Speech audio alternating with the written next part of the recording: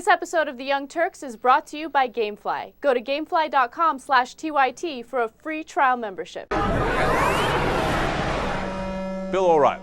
O'Reilly has decided that he is enraged that anyone would dare say that they have stoked the fires of violence. Yesterday we showed you the clips of O'Reilly calling Dr. Tiller the baby killer, how he was killing little babies for money. And then O'Reilly was shocked that somebody would point out, hey, somebody believed you and shot Dr. Tiller based on that same ideology. But no, O'Reilly's enraged. Let's go to clip number 1. Only moments after Congresswoman Giffords was shot, some far-left loons began to spew their hatred. Conservatives encouraged Loeffner to pull the trigger. Sarah Palin, Michelle Bachmann, Fox News, all spurred the psychopath to kill the 6 people. The merchants of hate who are peddling this stuff should be accountable. So let's begin with the New York Times. In an editorial today, that far-left newspaper said, quote, "It is legitimate to hold Republicans, and particularly their most virulent supporters, in the media, responsible for the gale of anger that has produced the vast majority of these death threats. Many on the right have exploited the arguments of division, reaping political power by demonizing immigrants or welfare recipients or bureaucrats," unquote.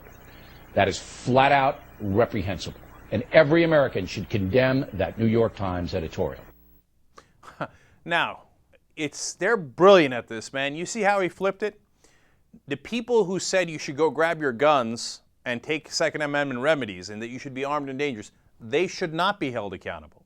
The people who point that out are now the merchants of hate, according to O'Reilly, and they should be held accountable.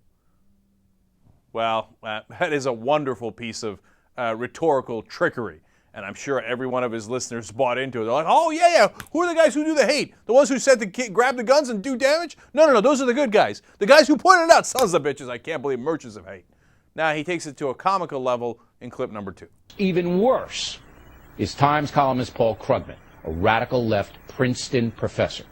Krugman accuses Congresswoman Michelle Bachmann of inciting hatred towards Ms. Giffords because Ms. Bachmann said this. I want people in Minnesota armed and dangerous on this issue of the energy tax because we need to fight back. Thomas Jefferson told us having a revolution every now and then is a good thing, and we the people are going to have to fight back hard if we're not going to lose our country. Obviously, Ms. Bachmann was using a metaphor to make a political point. It is simply morally repugnant and libelous that Krugman would smear Ms. Bachmann by connecting her to the murders. This Princeton professor! How dare he point out something you just ran, which is exactly what it is. No, you're expecting a lunatic like Loeffner to get your metaphor? She says you should be armed and dangerous. He goes, oh, okay.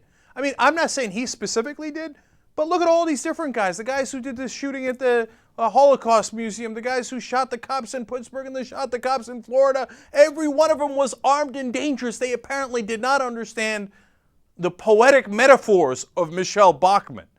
But in O'Reilly's word, they're not at fault. The Bachmans of the world, the people who pointed out, are Princeton professors and far-left merchants of hate. Irony on top of irony. Cenk, people don't know this about me, but I'm an underground gamer. I love to play video games. Well, then you're going to love our new sponsor, Gamefly. They're the largest online video game rental service in the world. 7,000 titles, new and classic. Also, no late fees, no due dates. Shipping's always free. Go to gamefly.com/TYT for a free trial membership.